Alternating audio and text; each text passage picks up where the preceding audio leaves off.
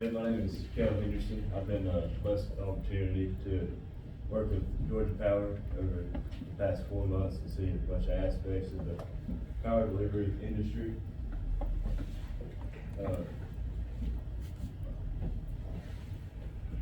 A little history about Georgia Power, a Southern company. Georgia Power was established in 1902.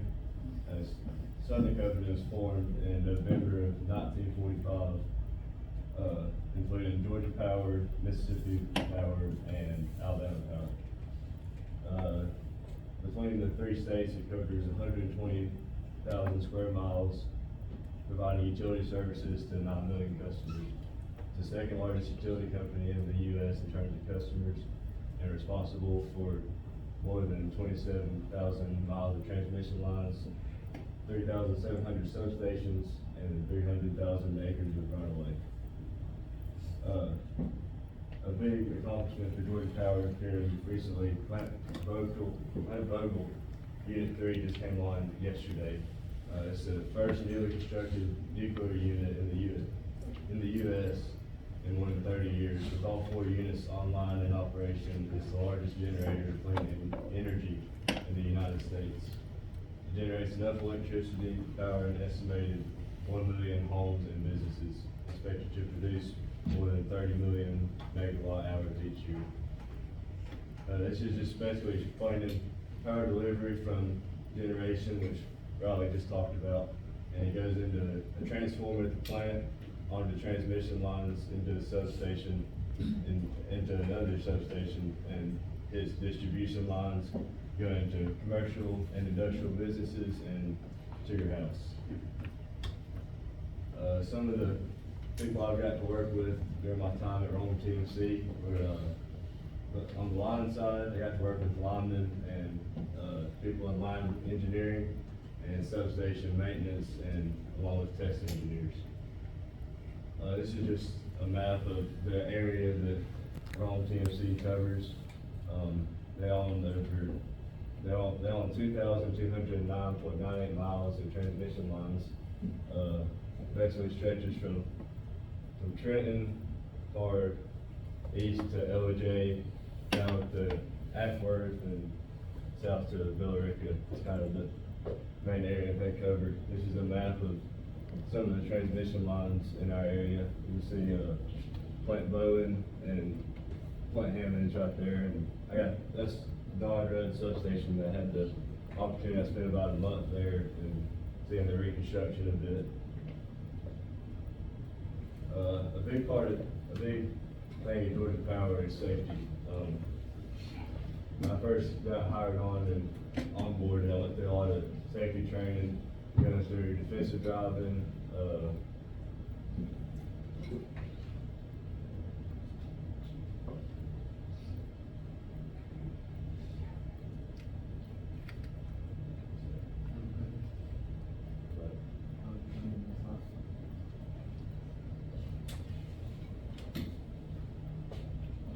going through AED training, arc flash training, defensive driving, had to do some courses on Georgia Power software security and other safety precautions.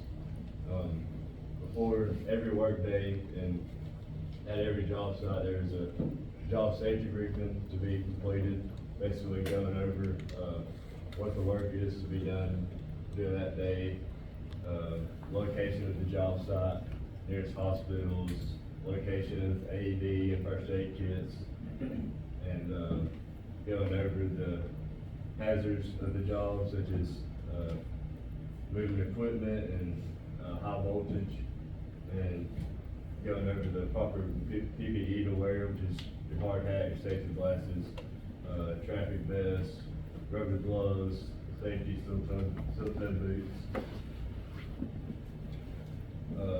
One of the neat things I got to see during my time at Georgia Power was the drone inspections. They have 5 guys who go all throughout the state of Georgia inspecting their transmission lines, looking for damaged poles, damaged insulators, lines, all that kind of stuff. So here you can see where a tree had fallen on the line, where the bark is on the line there. Right here is a broken insulator and some damaged poles from woodpecker damage and just being old and rotted that the lineman will have to come through later and replace. There's a bird's nest on top of one of the poles. Right here you have missing ground, which sometimes they're just forgotten to put on there. People come around and steal them, and that's the broken bond on the overhead ground wire.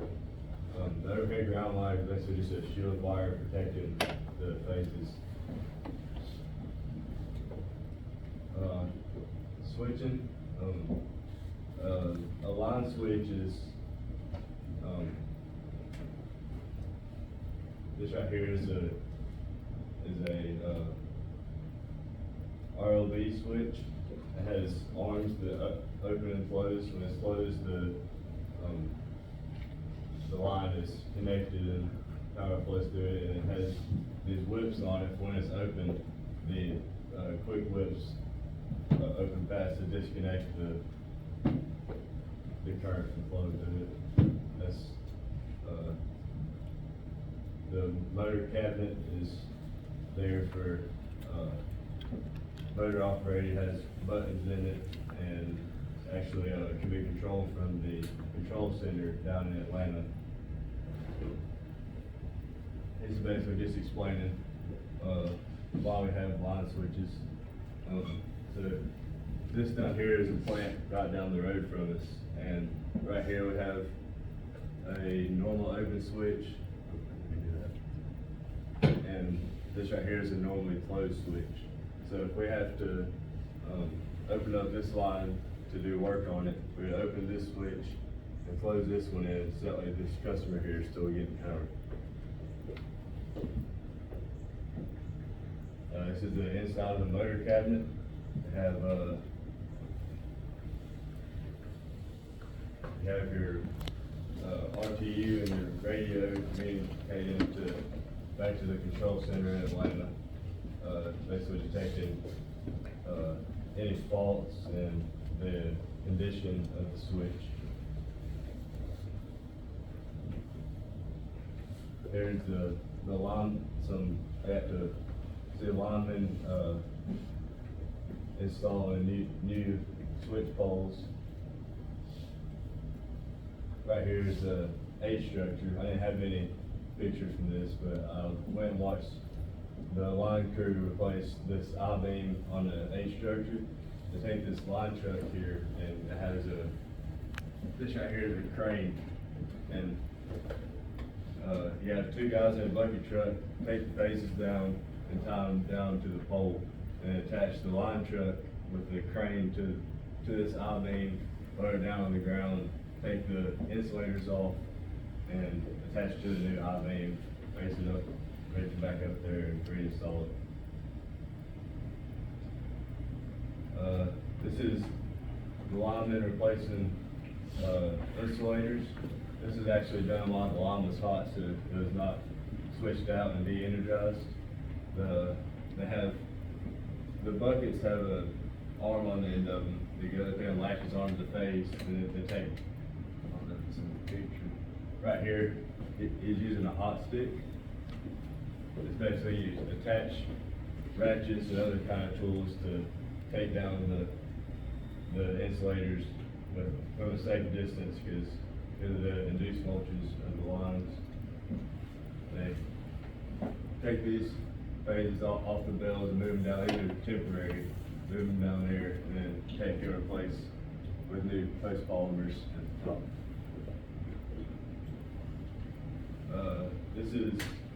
They're having to replace poles on a line that actually had transmission and distribution lines running on it.